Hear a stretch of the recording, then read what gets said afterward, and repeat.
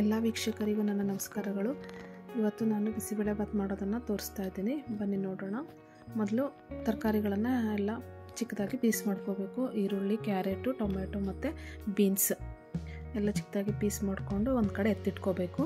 Next ಒಂದು ಚಿಕ್ಕ ಬಾಣಲಿ, ತುಂಬ ಚಿಕ್ಕದಾದ್ರೂ ಪರವಾಗಿಲ್ಲ, ತೊಗೊಂಡು ಅದಕ್ಕೆ ಕರಿಬೇವು, ಬೆಳ್ಳುಳ್ಳಿ, ಈರುಳ್ಳಿ ಇದು ಮೂರನ್ನು ಹಾಕಿಬಿಟ್ಟು ಹುರಿಬೇಕು. ಬೆಳ್ಳುಳ್ಳಿ ಒಂದು 5 ರಿಂದ 10 ಎಸಳು ಹಾಕಿದ್ರೆ ಸಾಕು. ಇದಿಷ್ಟನ್ನು ಚೆನ್ನಾಗಿ ಬ್ರೌನಿಷ್ ಕಲರ್ಗೂ ಹುರಿಬೇಕು. ನೆಕ್ಸ್ಟು ಲವಂಗ ಹಾಕಬೇಕು. 3 ರಿಂದ 4 ಪೀಸ್ ಲವಂಗ, 2 ಚಿಕ್ಕ ಪೀಸು ಚಕ್ಕೆ ಹಾಕಬೇಕು.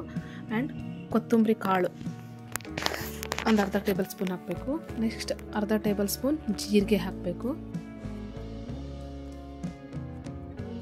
ಚೆನ್ನಾಗಿ ಕೈ ಆಡಿಸ್ಬೇಕು.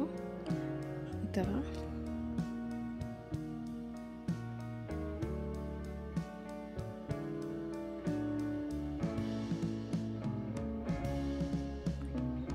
ಸ್ವಲ್ಪ ಕೊತ್ತಂಬರಿ ಸೊಪ್ಪನ್ನು ಆ್ಯಡ್ ಮಾಡಬೇಕು. ಇದೆಲ್ಲ ಹಾಕಿ ಸ್ವಲ್ಪ ಕೈ ಆಡಿಸ್ಬಿಟ್ಟು ಬ್ರೌನಿಷ್ ಆದ ತಕ್ಷಣ ಗ್ಯಾಸನ್ನು ಆಫ್ ಮಾಡಬೇಕು. ಆ್ಯಂಡ್ ಅರಿಶಿನದ ಪುಡಿ ಒಂದು ಸ್ವಲ್ಪ 1/4 ಸ್ಪೂನ್ ಆ್ಯಂಡ್ 1.5 ಚಮಚ ಅಚ್ಚ ಖಾರದ ಪುಡಿಯನ್ನು ಹಾಕಬೇಕು. ಹಸಿ ಕಾಯಿ ತುರಿ ಒಂದು ಕಪ್ ಹಸಿ ಕಾಯಿ ತುರಿನ ಇದಕ್ಕೆ ಆ್ಯಡ್ ಮಾಡಬೇಕು.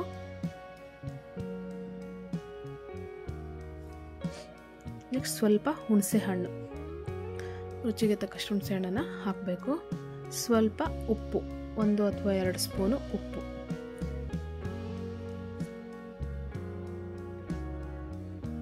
ಇದೆಲ್ಲ ಹಾಕಿಬಿಟ್ಟು ನಾವು ಮಿಕ್ಸಿ ಜಾರ್ಗೆ ಮಾಡಿರೋ ಮಸಾಲೆನ ಹಾಕಿ ಮಿಕ್ಸಿ ಮಾಡ್ಕೋಬೇಕು. ಈ ಥರ ನೈಸಾಗಿ ಪೇಸ್ಟ್ ಮಾಡ್ಕೋಬೇಕು. ಒಂದು ಕಡೆ ಎತ್ತಿಟ್ಕೋಬೇಕು. ನೆಕ್ಸ್ಟ್ 5 ಲೀಟ್ರ್ ಕುಕ್ಕರ್ ತೊಗೊಂಡಿದ್ದೀನಿ ನಾನಿಲ್ಲಿ. 5 ಲೀಟ್ರ್ ಕುಕ್ಕರಲ್ಲಿ ಒಂದು 4 ರಿಂದ 5 ಸ್ಪೂನ್ ಎಣ್ಣೆ ಹಾಕ್ಕೊಂಡಿದ್ದೀನಿ. ಯಾಕಂದರೆ ಬಿಸಿಬೇಳೆಭಾತನ್ನು ನಾವು ಸ್ವಲ್ಪ ದೊಡ್ಡ ಕುಕ್ಕರಲ್ಲೇ ಮಾಡಬೇಕಾಗುತ್ತೆ. ಮೊದಲು ಸಾಸಿವೆ, ಕರಿಬೇವು ಹಾಕಿದ್ದೀನಿ 1-2 ಎಸಳು. ಅದಾದಮೇಲೆ ನಾನು ತರಕಾರಿನ ಪೀಸ್ ಮಾಡ್ಕೊಂಡಿದ್ನಲ್ಲ, ಅದೆಲ್ಲ ತರಕಾರಿನೂ ಇದಕ್ಕೆ ಆ್ಯಡ್ ಮಾಡ್ತೀನಿ.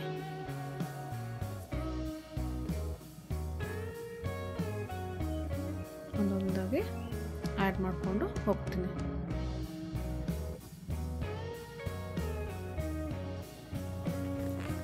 ಕ್ಯಾರೆಟು,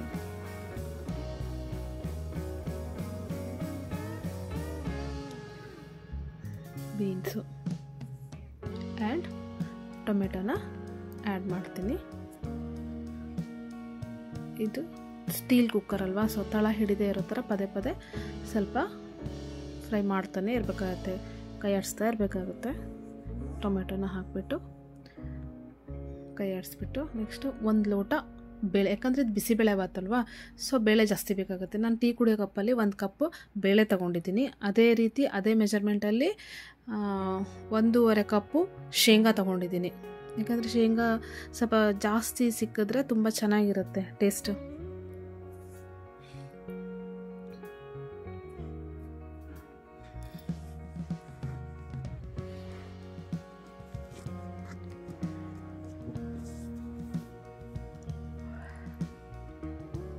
ಒಂದೂವರೆ ಕಪ್ ಶೇಂಗಾ,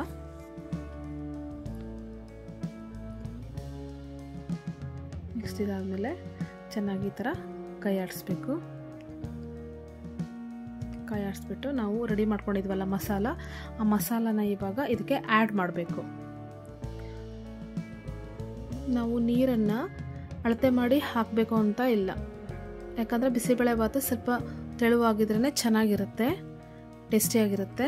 ಸೊ ಹಾಗಾಗಿ ನಾವು ಒಂದು ಅಂದಾಜಲ್ಲಿ ನೀರು ಹಾಕ್ಕೊಳ್ಬೇಕಾಗುತ್ತೆ. ಇವಾಗ ನಾನು 5 ಲೀಟ್ರ್ ಕುಕ್ಕರನ್ನು ತೊಗೊಂಡಿದ್ದೀನಿ. 5 ಲೀಟ್ರ್ ಕುಕ್ಕರ್ಗೆ 3/4 ಭಾಗ ನೀರನ್ನು ಹಾಕ್ತಾಯಿದ್ದೀನಿ. ನಾವು ಅಕ್ಕಿನ ಎಷ್ಟು ತೊಗೋತೀವಿ ಅನ್ನೋದ್ರ ಮೇಲೆ ನೀರು ಡಿಪೆಂಡ್ ಆಗಿರುತ್ತೆ. ಇವಾಗ ನಾನಿಲ್ಲಿ ನವಣೆ ಮತ್ತು ಅಕ್ಕಿನ ತೊಗೊಂಡಿದ್ದೀನಿ. 1 ಲೋಟ ನವಣೆ ಆ್ಯಂಡ್ 1 ಲೋಟ ಅಕ್ಕಿ, ಅದು ಟೀ ಕುಡಿಯೋ ಕಪ್ಪಲ್ಲಿ ತೊಗೊಂಡಿದ್ದೀನಿ. ಇದೆರಡೂ ವಾಶ್ ಮಾಡಿಬಿಟ್ಟು ತೆಗೆದಿಟ್ಕೊಂಡಿದ್ದೀನಿ. ಇದನ್ನು ನಾನು ನಮ್ಮದು ಮಸಾಲೆ ರೆಡಿ ಆಗಿದೆಯಲ್ಲ, ನೀರು ಹಾಕಿಟ್ಕೊಂಡ್ರೆ ನಾನು ಹೇಳಿದ್ನಲ್ಲ 3/4 ಭಾಗ ನೀರು ಹಾಕಬೇಕು ಕುಕ್ಕರ್ಗೆ ಅಂತ, ನೀರು ಹಾಕಿಟ್ಟಿದ್ದೀನಿ. ಸೊ ಇವಾಗ ಅದಕ್ಕೆ ತೊಳೆದಿರುವಂಥ ಅಕ್ಕಿ ಮತ್ತು ನವಣೆನ ಸೇರಿಸ್ತಾ ಇದ್ದೀನಿ. ಸೊ ನವಣೆ ಬಂದು ಶುಗರ್ಗೆ ಎಲ್ಲ ತುಂಬ ಒಳ್ಳೆಯದು ಅಂತ ಹೇಳ್ತಾರೆ. ಸೊ ಹಾಗಾಗಿ ಇದಕ್ಕೆ ನವಣೆ ಹಾಕಿದ್ರೆ ತುಂಬ ಟೇಸ್ಟಾಗಿರುತ್ತೆ. ಇದು ಒಂದು ಕುದಿ ಬಂದ ಮೇಲೆ ಚೆನ್ನಾಗಿ ಇದನ್ನು ಲಿಡ್ಡನ್ನು ಕ್ಲೋಸ್ ಮಾಡಬೇಕು.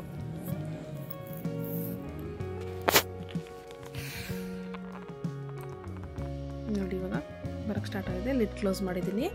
ಒಂದು 3ರಿಂದ 4 ವಿಷಲ್ ಹೊಡೆಸ್ಬೇಕಾಗತ್ತೆ. ಕಂಪಲ್ಸರಿ 4 ವಿಷಲ್ ಅಂತೂ ಬೇಕೇ ಬೇಕು, ಯಾಕಂದರೆ ಅದು ಬೇಳೆ ಮತ್ತು ಶೇಂಗಾ ಬೇಯಬೇಕಾಗುತ್ತೆ. ಸೊ ನೋಡಿ ಇವಾಗ ಬಿಸಿಬೇಳೆಬಾತ್ ರೆಡಿಯಾಗಿದೆ.